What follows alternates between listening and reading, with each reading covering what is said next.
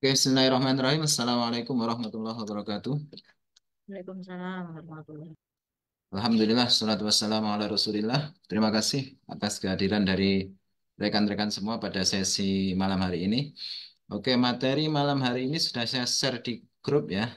Tapi kita akan bahas sebentar sama nanti kita akan diskusi bersama.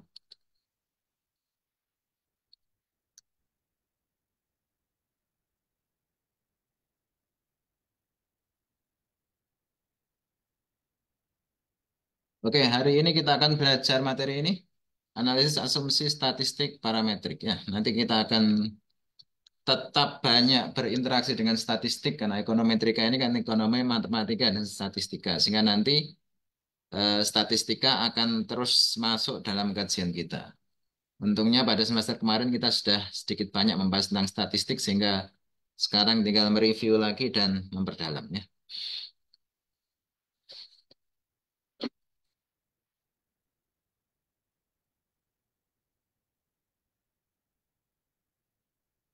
Nah,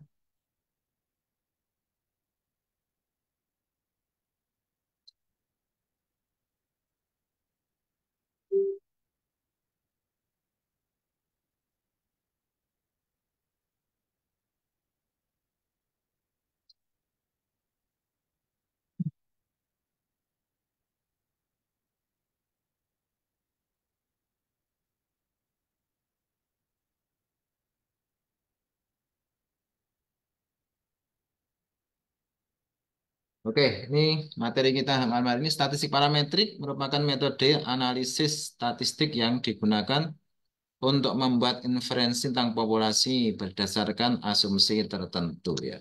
Dua asumsi yang biasa digunakan dalam statistik parametrik adalah asumsi normalitas dan asumsi homogenitas ya. Sehingga nanti ketika data normal, data homogen kita bisa menganalisis data menggunakan statistik parametrik, tapi ketika data tidak normal, data tidak homogen, maka analisisnya yang digunakan adalah analisis statistik non parametrik ya. Yang biasa sudah kita bahas ada regresi, baik sederhana, berganda, kemudian ada uji T atau yang lain-lain itu adalah penggunaan analisis ini ya, parametrik ya. Oke, asumsi normalitas. Data yang dianalisis hendaknya berasal dari data distribusi normal ya. Kalau kita sering lihat bentuk lonceng atau bell shape ya, maka data normal adalah data yang bentuknya distribusi datanya menyerupai bentuk lonceng ya, menyerupai ya. Oke, memastikan data sampel distribusinya normal, tujuan dari normalitas. Beberapa metode yang banyak digunakan ada Kolmogorov-Smirnov, ada Sapirowicz, kemudian ada normal QQ-plot ya. Ini tiga metode normalitas yang banyak digunakan. Kalau saya biasa pakai yang pertama ya, yang uji Kolmogorov-Smirnov ya. Pakai yang lain juga tidak masalah ya.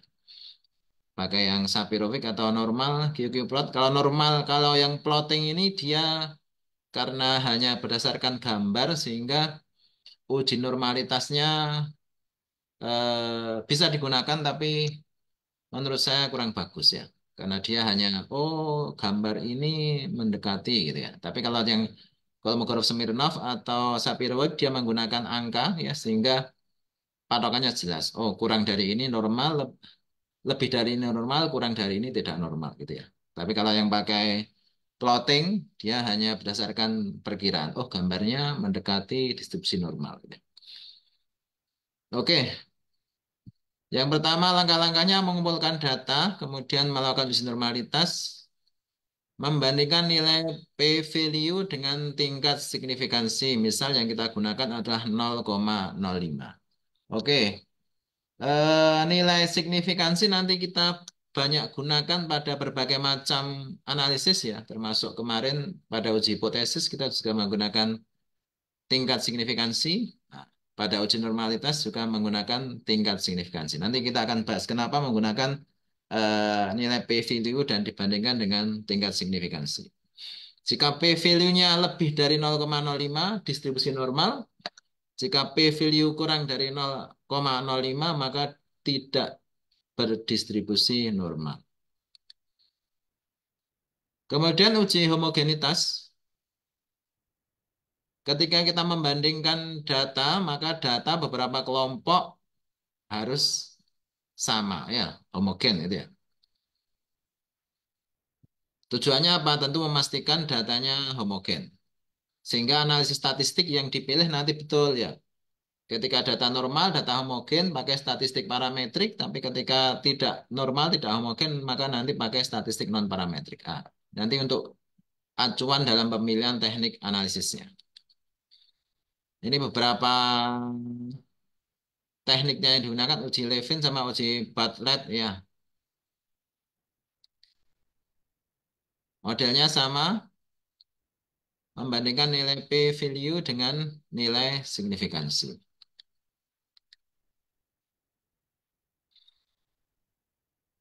Oke, kita akan bahas sebentar dengan sedikit ah, coret-coretnya.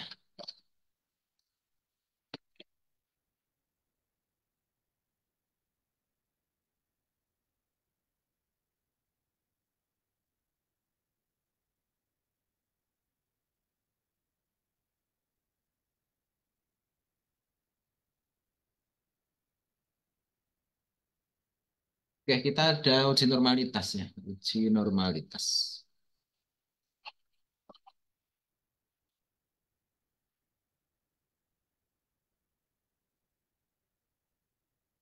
Uji normalitas.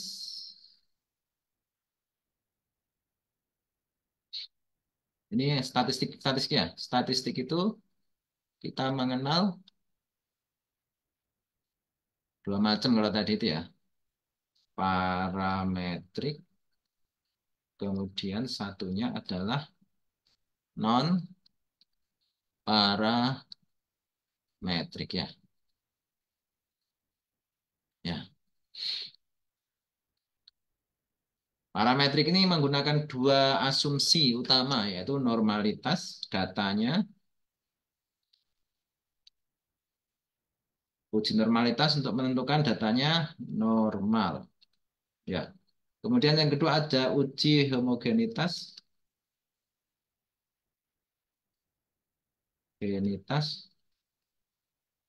untuk memastikan bahwa datanya homogen. Kalau tidak normal, kalau tidak terpenuhi ya, maka menggunakan statistik nanti ini yang dipakai ya. Kalau dua asumsi dalam parametrik ini tidak terpenuhi, asumsi normalitas dan asumsi homogenitas tidak terpenuhi, maka yang digunakan adalah statistik non parametrik ya. Oke, kemudian normalitas ya.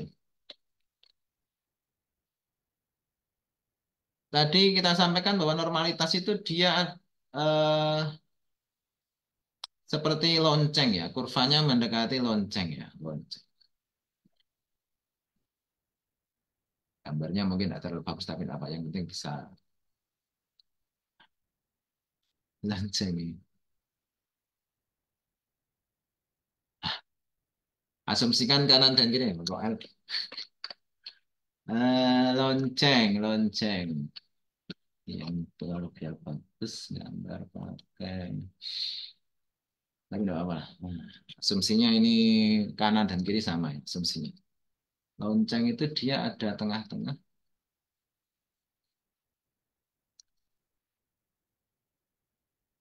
atau min ya. Di ujungnya lonceng itu kita ada nilai puncak ya. Asumsinya ini sama ya kanan kiri ya. Apapun.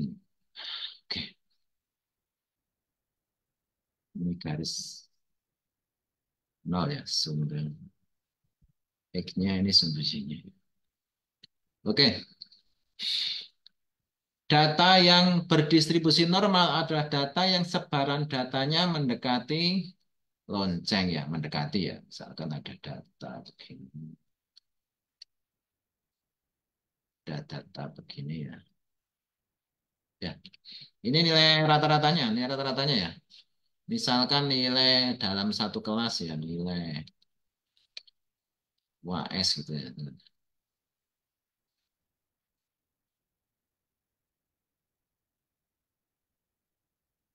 Misalkan nilai UAS, misalkan rata-ratanya misalkan 80 misalkan ya. X-nya 80, maka nilai yang berada di atas 80 dengan nilai yang di bawah 80 ini relatif sama sebaran datanya. Maka data ini dikatakan berdistribusi normal ya. Apakah ada data yang tidak distribusi normal? Ada juga ya. Nanti ada yang loncengnya miring ke kiri, ada loncengnya miring ke kanan gitu ya. Ada yang macam-macam ya. Misalkan kalau data tidak normal misalkan loncengnya miring ke kiri misalkan begini ya. Atau bisa jadi loncengnya miring ke kanan ya. Misalkan begitu ya. Berarti ini tidak normal. Tidak normal. Caranya bagaimana kalau dianalisis? Bisa ditransformasi datanya sehingga datanya bisa menjadi normal. Nanti ada beberapa cara ya mentransformasi data. Oh, kalau dia miringnya ke kiri, kurvanya dia transformasinya pakai apa? Kalau dia miring ke kanan, dia transformasi datanya pakai apa? Ya, pakai yang mana gitu ya. Oke, ketika data tidak berdistribusi normal, maka dia tidak bisa dianalisis dengan menggunakan statistik parametrik, ada regresi, linear, berganda, misalkan gitu ya. Kalau datanya tidak normal, maka tidak boleh pakai regresi linear berganda sebelum dia datanya ditransformasi sehingga menjadi normal. Atau pilihan lain ya, jangan pakai statistik parametrik, tapi pakai statistik non parametrik gitu ya. Sehingga kalau dipaksakan pakai uji regresi linear berganda, maka hasilnya tidak bisa sebagai acuan pengambilan kesimpulan atas data yang ada ya. Kesimpulannya tidak betul ketika kita menggunakan statistik eh, apa parametrik untuk data yang tidak berdistribusi normal. Oke, tadi ada dalam pengujiannya kita ada hipotesis pengujian normalitas ya. Hipotesis pengujian normalitas. Hipotesis normalitas ya. Oke, kita mengenal ada HO, ada HA. Kadang ada yang H, H0, H1 ya, apa ya? Oke, HO ini biasanya bunyinya tidak ada. Ini ada. Nanti tinggal tinggal digunakan untuk analisis jenis apa ya. Kalau analisis yang pakai komparasi maka tidak ada perbedaan misalkan ya. Kalau kita pakai perbandingan maka melihat perbedaan dibandingkan maka H0-nya bunyinya akan bunyi tidak ada perbedaan. Kalau yang pakai kausal maka tidak ada pengaruh. Yang pakai korelasi maka tidak ada hubungan. Kemudian pada HA dia biasanya bunyinya pakai ada ya. Ada perbedaan, ada hubungan, ada pengaruh. Oke, dalam uji normalitas karena kita ini yang kita inginkan adalah datanya, data yang kita miliki tidak berbeda dengan tidak berbeda dengan grafik distribusi normal sehingga kita menginginkan yang atas. Yang kita inginkan adalah yang atas. Bahwa data kita tidak berbeda dengan data distribusi normal sehingga yang normal adalah ketika nilai P-nya lebih dari 0,05. Sementara pada uji hipotesis untuk yang kausal atau komparasi atau korelasi biasanya yang kita inginkan adalah yang bawah ya, bukan yang atas ya. Sehingga yang kita inginkan P-nya kurang dari 0,05. Oke, ini ya. Ini untuk penjelasan normalitas. Oke, kita lanjutkan untuk slide berikutnya tentang regresi. Analisis regresi.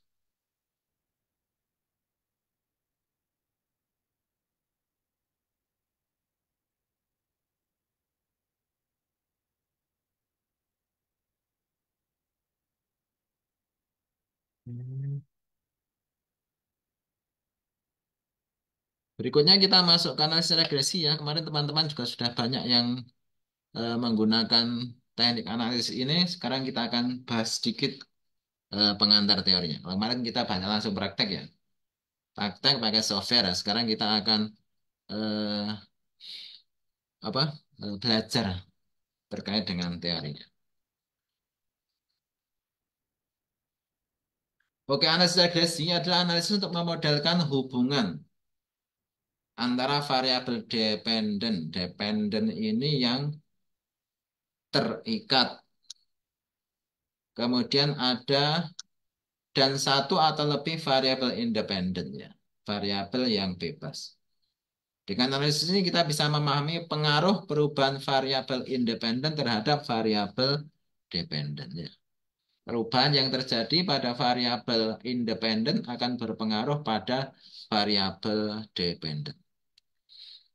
Oke, tujuannya adalah membangun model prediksi nilai. Jadi nanti regresi pun bisa untuk proyeksi ya. Oh kemarin 2 tahun kemarin tren penjualan, kemudian dibandingkan dengan promosi, kemudian dengan yang lain-lain, oh seperti ini oh. Terus kira-kira tren ke depan seperti apa? Itu nanti bisa pakai analisis regresi. Regresinya ada 2 jenis ya, sederhana kemudian berganda. Ada analisis regresi linear sederhana. Sederhana ketika variabel independennya hanya satu.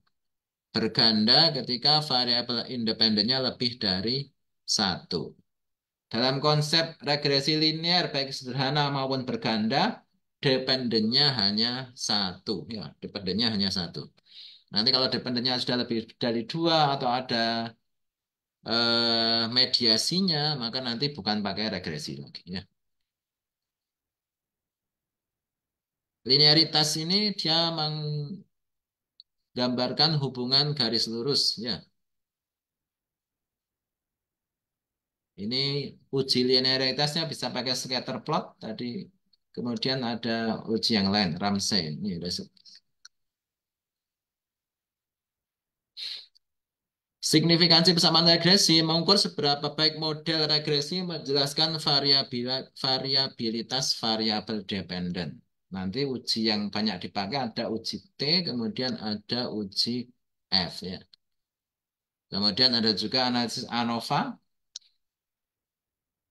Interpretasinya menggunakan nilai F dan P value untuk menentukan signifikansi model ya.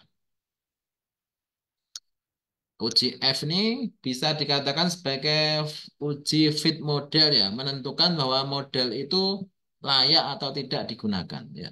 Tapi ada teman-teman yang juga kadang-kadang mengartikan oh uji simultan ya, enggak apa-apa tergantung nanti dosennya seperti apa ya. Tapi saya lebih senang dengan nama uji uji menentukan modelnya fit layak atau tidak ya. Uji F ini. Kemudian koefisien korelasi. Nah, nanti akan ada nilai korelasi yang dia berada pada ring 1 sampai -1. Nah, hipotesisnya kita ada hipotesis nol dan hipotesis alternatif ya. Ada nol, ada H1. Atau tadi pada ada HO, ada HA ya. HO itu H objektif, hipotesis objektif atau hipotesis tujuan. Kemudian A artinya adalah alternatif, hipotesis alternatif ya.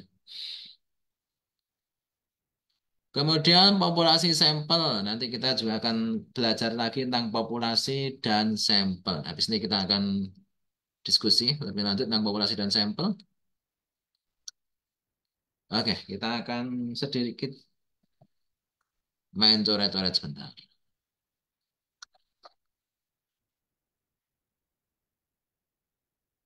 Oke, kita masuk pada populasi dan sampel ya. Populasi dan sampel. Masih ingat ya, populasi dan sampel.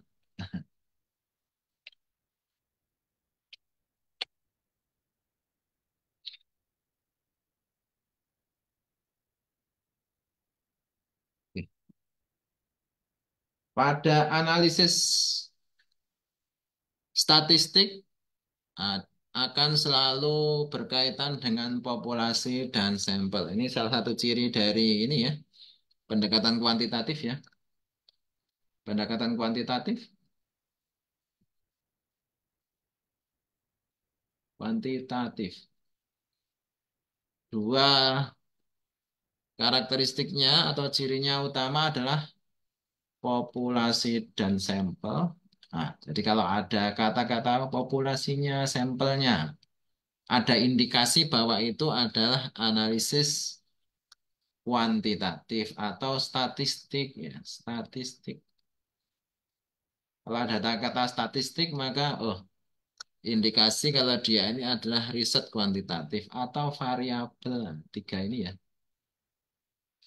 Jadi cara mengidentifikasi riset itu kuantitatif atau kualitatif yang mudah. Kalau kuali karena tidak kuanti dia larinya kuali atau nanti mix paling tidak ya atau campuran. Tapi kalau identifikasi kuantitatif paling tidak ada tiga nih ya. Dia meneliti populasi dan sampel.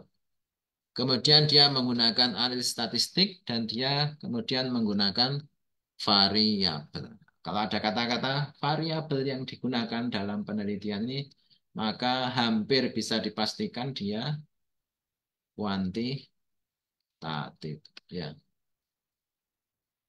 dipastikan kalau dia adalah kuantitatif ya. Tidak usah repot ya. Oh, kuantitatif mana? Oh, kalau ada variabel dia kuantitatif.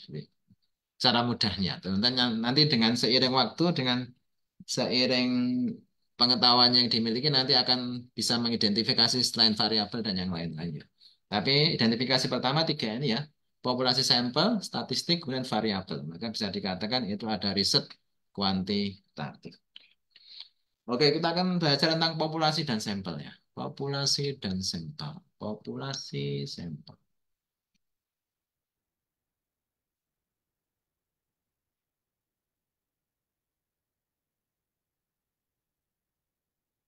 Oke, yang biasa saya gambarin saja. Kalau keseluruhan namanya populasi, ini bagian yang diambil ini namanya sampel. Nanti posisinya tidak harus di samping seperti ini ya. Posisi gambarnya bisa macam-macam ya. Bisa, titik-titik. Oh, ini sampelnya. Bisa begini juga ya. Ini hanya untuk memudahkan ini saja ya. Eh, ilustrasinya. Oke, dalam teknik sampling kita mengenal dua kategori utama ya. Dalam teknik sampling itu teknik pengambilan sampel. Ya, kita mengenal probability sampling. Kita juga ada non-probability sampling. Misalnya, lumayan. Oke, ada probability sampling dan ada non-probability sampling. Dari artinya, probability, peluang atau kesempatan. Ya. Berarti setiap anggota populasi, dia punya peluang yang sama untuk dijadikan sebagai sampel. Ya. Setiap anggota populasi dia punya peluang yang sama untuk dijadikan sebagai sampel. Kalau non, berarti kan ada non ya. Maka tidak semua anggota populasi punya peluang yang sama untuk dijadikan sebagai sampel. Ini yang paling umum dari probability adalah simple random sampling. Yang menurut saya paling umum ya. Namanya simple random sampling. Teknik sampling yang random. Random itu acak.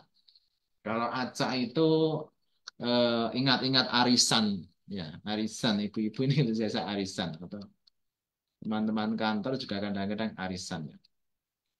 Kalau dalam arisan kita kan mengacak ya. Misalkan ada 100 anggota. Maka kalau yang cara sederhana, bikin apa istilahnya gulungan kertas berjumlah 100 ya. Kemudian dikocok, oh keluar satu gitu kan ya. Sama dalam Model simple random sampling, model pendekatan pemilihan sampelnya juga sama, yaitu misalkan kita punya 1.000 sampel, 1.000 populasi, kemudian kita mau ambil 100, maka kita buat 1.000 gulungan kertas, kemudian kita kocok satu persatu sampai keluar 100 sampel, ya. Atau kalau yang sekarang kan ada yang model muter-muter itu ya juga boleh ya. Yang penting dia ngacak, diacak, diacak. Namanya random itu kan acak ya. Jadi nanti kalau teman-teman ketika ambil skripsi, oh teknik samplingnya apa? Oh saya pakai simple random sampling. Cara pengambilan sampelnya seperti apa? Bisa dijelaskan itu ya. Cara kita milih dalam arisan. Oke, ini yang paling umum. Nanti selain simple random sampling juga banyak. Ada stratified, ada macam-macam ya. Oke, kemudian yang non probability sampling yang paling menurut saya paling umum adalah namanya purposive. Purposive namanya tujuan ya. Jadi pemilihan sampel itu dengan tujuan tertentu sehingga dia ada kriteria tertentu dari sampel ya. Oke. Misalkan kita meneliti karyawan pada perusahaan A, kemudian jumlah karyawannya 1.000. Nah, kalau misalkan dengan simple random sampling seperti tadi ya, dibikin gulungan kertas banyak 1.000, kemudian dikocok diambil sampai 100. Misalkan kita menggunakan 100. Oke, kemudian kalau yang purposif karena dia ada kriteria tertentu, menggunakan kriteria tertentu, maka misalkan ada 1.000 karyawan. Yang dipilih adalah karyawan yang minimal sudah kerja selama 10 tahun. Karena kita mungkin mau membahas tentang budaya organisasi ya. Karena ketika membahas budaya organisasi, orang-orangnya harus orang-orang lama yang tahu tentang organisasi dengan baik ya. Nah, maka maka dari 1.000 tidak akan 1.000. Maka dari 1.000 tidak akan muncul 1.000, tapi lebih dari 1.000. Siapa tadi? Mbak Tata. Oh, gitu. Kaget aku sekarang. Oke. Itu ya, karena ada purpose ada kriteria tertentu. Atau mungkin ada kriteria lain ya. Selain, oh minimal sudah 10 tahun bekerja. Kemudian ada kriteria lagi.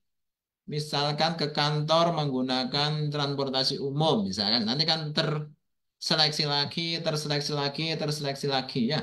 Sehingga nanti tidak jadi 1.000 lagi, tapi jadi lebih sedikit lagi. Oke, itu contoh dari teknik non probability sampling. Ya, diingat-ingat ya, dua ini ya. Yang paling umum, menurut saya paling umum, walaupun nanti bisa pakai yang lain, nanti banyak ya. Probability juga ada temannya banyak selain simple random sampling, non probability juga dia ada banyak selain simple random sampling ya. Oke.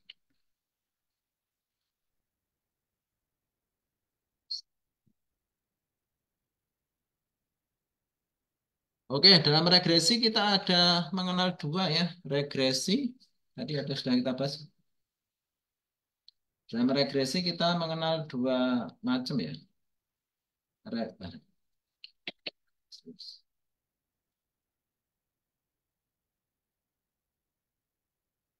Dalam regresi linear kita mengenal, belum tak share. Oh, sudah ya. Oke, dalam regresi linear kita mengenal dua jenis ya. Ada regresi linear sederhana,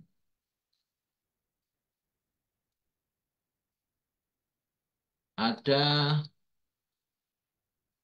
berganda. Cara membedakannya mudah kalau sederhana berarti variabel independen atau bebasnya dia hanya satu ya. Yang berganda variabel bebasnya dia lebih dari satu. Ini untuk pembeda ya. Yang independen dia sederhana dia variabel independennya hanya satu. Yang berganda dia lebih dari satu. Bisa satu, bisa dua, bisa tiga dan seterusnya ya. Pokoknya lebih dari satu. Kemudian untuk dependennya hanya satu juga ya. Baik sederhana gitu ya sederhana. Ya. B ini satu. Ini yang berganda ya. A, B, C misalkan ya. Ada variabel A, variabel B, variabel C.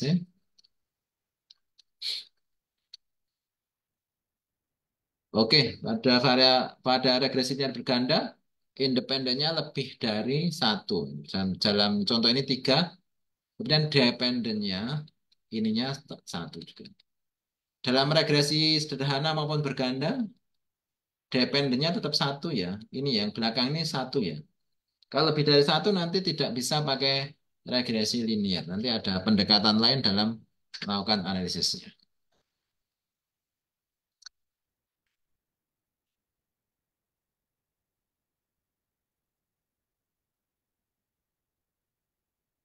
Oke, kemudian dalam regresi linear nanti juga akan muncul nilai korelasi ya. Ya, ketika kita meneliti pengaruh maka nanti hubungan akan otomatis muncul ya. Ketika kita meneliti pengaruh pakai kausal, pakai regresi, maka nilai korelasinya nanti akan otomatis muncul ya. Korelasi.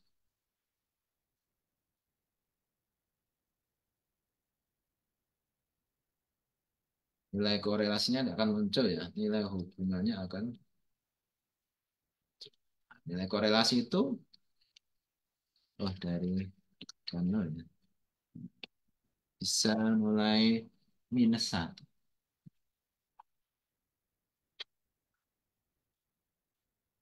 Korelasi itu bisa mulai dari minus satu, nol sampai satu.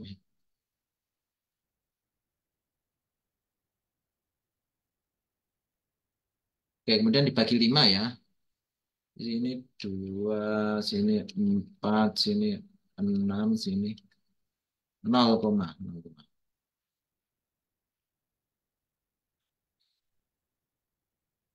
nanti sama ya, yang ke sini juga sama. Berarti dia minus 0,2, minus 0,4.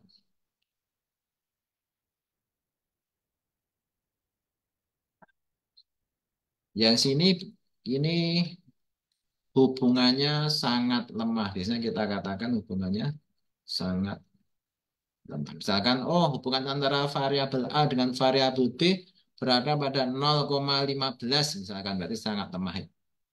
Kalau pada ring ini dia lemah, pada ring ini dia sedang, pada ring ini dia kuat, pada ring ini dia sangat kuat ya. Nanti sama ya, sama ya. Nanti yang ke sebelah kiri juga sama ya. Ini sangat lemah, lemah, sedang, kuat, kemudian sangat kuat sama ya. Hanya yang membedakan dia plus dan minus ya. Plus dan minus. Plus dan minus. Oke, ini untuk korelasi ya. Biasanya kalau yang parametrik kita menggunakan namanya korelasi Pearson. Nanti ketika ini pakai korelasi Pearson yang sering muncul ya. Oke, kemudian masalah hipotesis. Tadi sudah dibahas ya. Hipotesis. Masa kemarin juga kita sudah banyak membahas masalah hipotesis. Hipotesis. Biasanya kita mengartikan sebagai ini ya, dugaan sementara. Tapi kalau hipo itu namanya lemah. Hipo itu lawan katanya dari hiper. Tesis itu pernyataan atau argumen lah. Sehingga kalau disambung hipotesis itu ada pernyataan atau argumen yang masih lemah. Kebenarannya masih bisa dipertanyakannya. Maka kemudian dalam riset kita ada namanya uji hipotesis. Dugaan kita ini atas hubungan antar variabel misalkan itu seperti apa dengan menggunakan data empiris maka akhirnya kita bisa mengambil kesimpulannya hasil uji hipotesis ya. Dan katanya HO diterima atau HO diterima HA ditolak, yang diterima HO-nya tidak ada pengaruh HA-nya ditolak. Atau HO-nya yang ditolak, HA-nya yang diterima. Oh, ada pengaruh dia. Ini biasanya kan bunyinya begitu. HO diterima, HA ditolak. Misalkan gitu. Bunyinya nanti kadang-kadang dalam uji hipotesis bunyinya seperti ini ya. HO diterima, HA ditolak. HO ini yang tidak ada. Oh, tidak ada pengaruh, tidak ada korelasi, tidak ada perbedaan. Hanya yang di. Oke, ini terkait dengan uji hipotesis. Ini refreshing sebentar. Materi yang sebenarnya sudah kita bahas pada eh, semester yang lalu. Oke, kemudian dalam regresi kita mengenal ada beberapa ini ya komponen ya. Dalam regresi terutama berganda nanti kita akan mengenal istilah uji asumsi klasik, tapi nanti akan kita bahas di sesi berikutnya, bukan di sesi sekarang. Oke, di nanti urutannya seperti apa ketika menggunakan analisis regresi dalam analisisnya ya, analisis. Biasanya ketika kita masuk regresi, biasanya masuk ke persamaan regresi.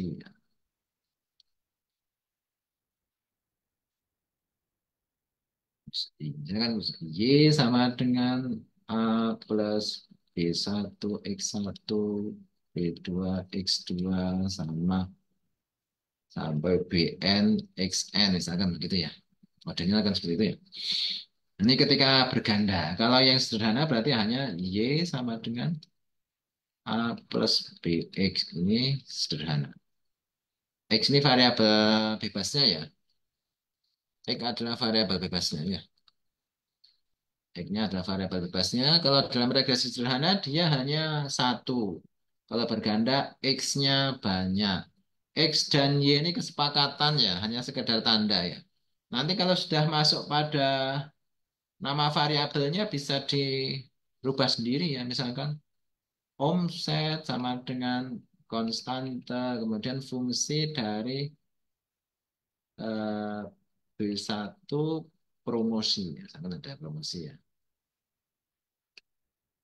Kemudian ada apa lagi?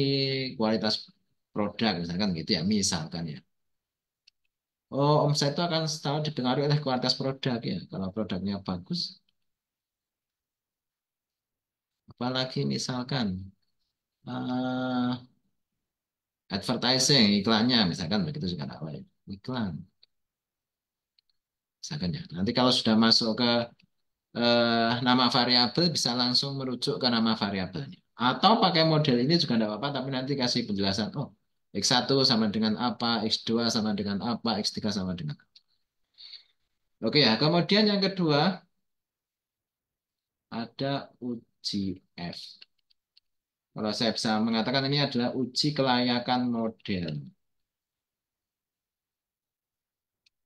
Tapi ada teman-teman yang mengatakan itu sebagai uji simultan, tidak apa-apa ya. Tapi saya lebih suka menggunakan nama kata-kata uji kelayakan model. Uji F ini adalah uji kelayakan model. Model yang kita buat misalkan A, B, C, misalkan ini. Ini kan namanya model ya. Oh, modelnya ini layak enggak? Kita menggunakan model seperti ini bisa enggak layak enggak? Maka menggunakan uji F. Oh, ketika nilai P value-nya value-nya sama dengan 0,012. Ini kan lebih kecil dari 0,05. Oh, maka model ini layak nih. Layak kita gunakan model ini. Tapi kalau modelnya nanti nilai P value-nya eh, lebih dari 0,05, maka kita katakan, oh, model ini tidak layak untuk digunakan ya. Tidak layak. Hmm, oke. Mungkin ada teman-teman dari kelas ini yang TKM ya. Tidak apa. Sekarang masih mata kuliah ekonometrika. Nanti TKM-nya jam setengah 9. Tapi tidak apa. Gabung sebentar. Oke. Kemudian selain itu yang ketiga ada namanya uji T. Namanya uji pengaruh masing-masing variabel. Uji T ini uji untuk mengetahui pengaruh dari masing-masing variabel. Oh, A ini berpengaruh terhadap D enggak, B berpengaruh terhadap D enggak, C berpengaruh terhadap D enggak. Ah, nanti dilihat dari uji T. Yang kita lihat juga nilai P value-nya. Oh, misalkan 0,011, ah, kurang dari 0,005. Misalkan untuk P value A ya, P value A besarnya 0,01, dia kurang dari 0,05, maka oh A punya pengaruh signifikan pada D, misalkan begitu ya. Kalau dia lebih dari 0,05 berarti tidak punya pengaruh signifikan. Oke, dalam uji F maupun uji T nanti biasanya yang kalau yang dulu-dulu ada yang model membandingkan dengan F tabel dan T tabel. Ini yang dulu ya. Ini pakai tabel. Ini pakai signifikansi. Kalau saya sudah senang pakai nilai signifikansi karena kita tidak perlu melihat tabelnya ya. Uji F ini biasanya yang dulu itu ada F tabel, ada F tabel ya. Maka nanti dibandingkan F hitung, kalau dia lebih besar dari F tabel, maka ini ada. Ini yang HA ya, yang HA ya. Ada apa? Ada pengaruh. Kemudian kalau yang T juga sama ya. Kalau T hitungnya lebih besar dari T tabel, maka ada pengaruh atau ada apa ya? HA yang diterima.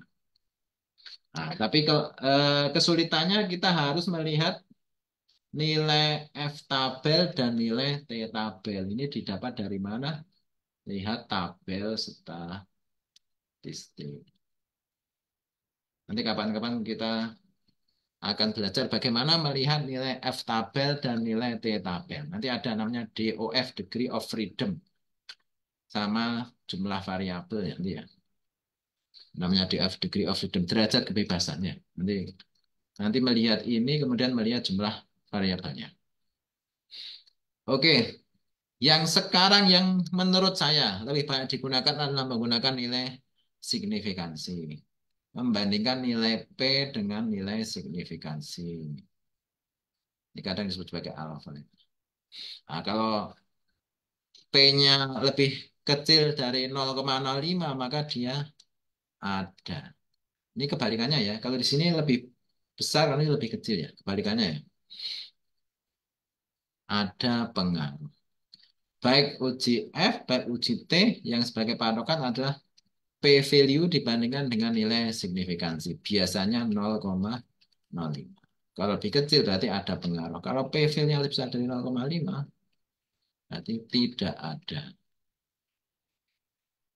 Tidak ada pengaruh, tidak ada hubungan, tidak ada perbedaan. Nah, ini. Hmm, ya. Saya lebih senang pakai signifikansi. Tapi kadang ketika nyusun skripsi, kadang-kadang dua dosen minta dua-duanya ditampilkan ya. Nanti kapan-kapan kita belajar melihat, oh nilai F tabel itu lihatnya di mana, nilai D tabel lihatnya di mana. Nanti setelah UTS, karena masing-masing akan ketemu kasus, nah nanti kita lihat ya, sesuai dengan kasusnya masing-masing. Oke.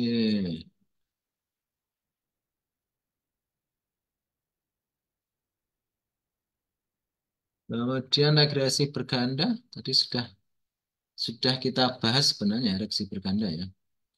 Tapi coba kita lihat materinya seperti apa regresi berganda.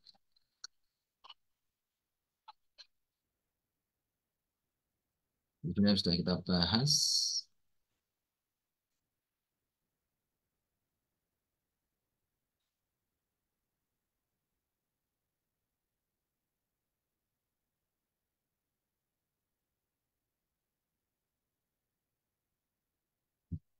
Tadi ya. Variabel independen itu variabel bebas, variabel dependen, variabel terikat ya. Kemudian tadi ada nilai A ini konstanta, B ini koefisien regresi. Kemudian ini yang biasa dipakai OLS yang sering dipakai. Ini pangkat ya, ini pangkat. Kemudian ini tahapannya. Nanti kita akan praktek setelah UTS, kita akan praktek lagi. Sebelum UTS kita baca teori, setelah UTS kita praktek. Oke, untuk UTS-nya saya sudah mengumpulkan jurnal, artikel jurnal lumayan banyak. Nah, nanti teman-teman kan memilih sesuai topik ini ya. Ada 8 topik ya, sebentar saya lihat dulu. Kemarin ada berapa topik? Nanti UTS-nya teman-teman membuat mapping dari jurnal-jurnal itu ya.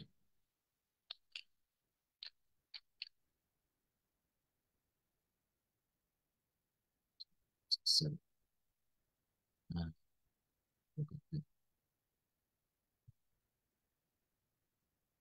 sudah share ini.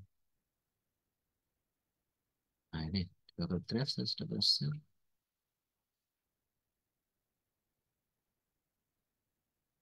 Terus, enggak boleh. Ini ya, masih loading. Nah, ini rupanya.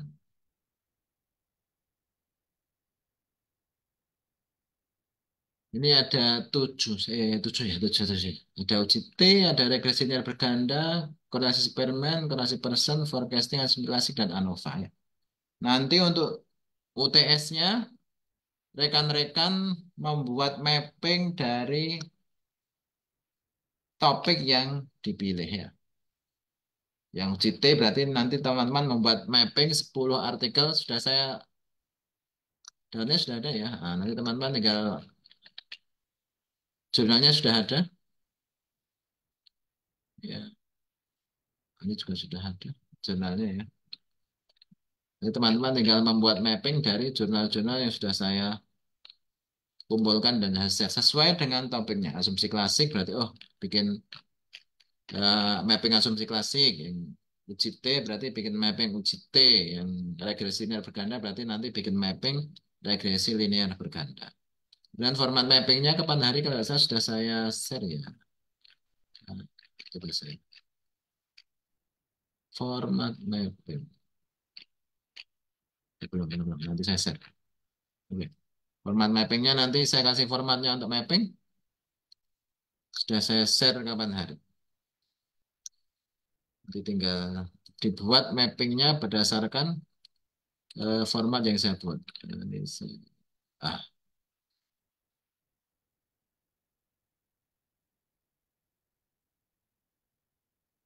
saya kirim ke grup aja mappingnya.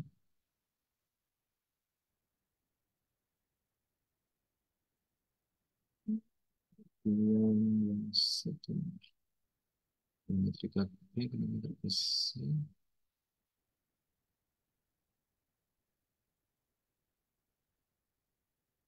Oke, format mappingnya sudah saya share di grup. Ini nanti untuk UTS-nya menggunakan ini ya. Judul penelitiannya apa, tahunnya, tujuannya, kemudian metodenya, hasil penelitian, teknik yang digunakan nanti pilih ya. Misalkan yang asumsi klasik, asumsi klasik. Kenapa asumsi klasik digunakan pada artikel ini nanti tolong jelaskan. Atau kenapa regresi linear berganda digunakan pada artikel ini nanti jelaskan. 10 artikel ya. Nanti untuk tugasnya 10 artikel. Artikelnya sudah saya share semua di grup, tinggal baca satu-satu, nanti tinggal di buat metodenya. Oh, pakai korelasi persen. Oh, kenapa pakai korelasi persen? Nanti alasannya tinggal dijelaskan kenapa pakai korelasi persen. Minggu depan kita sudah masuk UTS. Ya, di jam awal untuk pertemuan, kemudian di jam berikutnya adalah untuk UTS ya. Kalau di jadwal itu pertemuan kita 5 jam sebenarnya ya. Kalau digunakan ceramah berarti 5 jam. Tapi kalau kita ada penugasan lain bisa kurang dari 5 jam ya. Karena kita ada penugasan lain, kita baca jurnal, baca artikel, dan bikin mapping, maka perkuliahan bisa kita singkat, tapi ada penugasan lain untuk menutupi kekurangan sampai 5 jam pembelajaran. Oke, saya kira sementara cukup itu. Nanti kalau ada pertanyaan bisa disampaikan lewat grup atau bisa ditanyakan sekarang juga boleh. Nah, setengah 8 saya mulai dengan kelas ini, Total Quality Management. Silakan. Bapak, mohon maaf, saya mau tanya untuk yang eh, pertemuan 1 dan 2, kan itu di Elina kita harus screenshot kah Pak? Karena sampai sekarang saya nggak berani kirim karena waktu itu Zoom-nya kan tidak jadi Pak. Mohon arahannya ya Pak, terima kasih. Yang pertemuan berapa, Mbak? 1 dan 2 Pak, kalau di Elina itu perintahnya seperti itu Pak. 1 dan 2 kita ada Zoom kayaknya ya. Ada enggak? 1 dan 2 Ada, Pak. Pernah Zoom juga. ada ya? Ya, pertemuan 1 2 kita ada Zoom. Nah, nanti koordinasi dengan teman-temannya lah ya. Pertemuan 1 2 kita. Bapak, saya izin bertanya. Ya, silakan, Mbak Eli. Itu perbedaannya korelasi person sama korelasi Spearman apa ya, Pak? Nah, biasanya terkait dengan parametrik dan non-parametrik ya. Person itu yang parametrik, yang Spearman yang non-parametrik. Tapi nanti kita akan bahas lebih lanjut ya. Karena nanti kita ada pembahasan sendiri ya. Nanti kita minggu depan beberapa materi yang belum kita bahas, minggu depan sebelum UTS kita bahas, kemudian baru UTS ya. Biasanya seperti UTS seperti biasa, nanti uploadnya 2 sampai 3 hari setelah jadwal UTS ya, batas waktunya. Minggu depan akan kita bahas ya. Yang lain-lain itu ada yang belum kita bahas, ada UJT. Minggu depan kita akan bahas ya. Minggu depan akan kita bahas, terus nanti akan saya share ininya ya, eh, materinya. Ini ya. Ada UJT, kemudian forecasting. Nah, tadi sedikit-sedikit sudah kita bahas. UJT sebenarnya sudah kita bahas, tapi UJT ini di sini nanti untuk UJT komparasi ya. Nah, yang tadi kan UJT untuk pengaruh ya, sama korelasi tadi juga kita sudah bahas sedikit ya tentang -1 sampai 1. Nah, nanti minggu depan kita akan bahas lebih lanjut tentang korelasi ya. ANOVA tadi sebenarnya sudah kita bahas sedikit tentang ANOVA, tapi ANOVA-nya yang jadi satu dengan regresi. Minggu depan kita akan bahas ANOVA untuk uji beda, analisis of variance ya, menganalisis perbedaan ya. Minggu depan akan kita bahas. Ada lagi pertanyaan?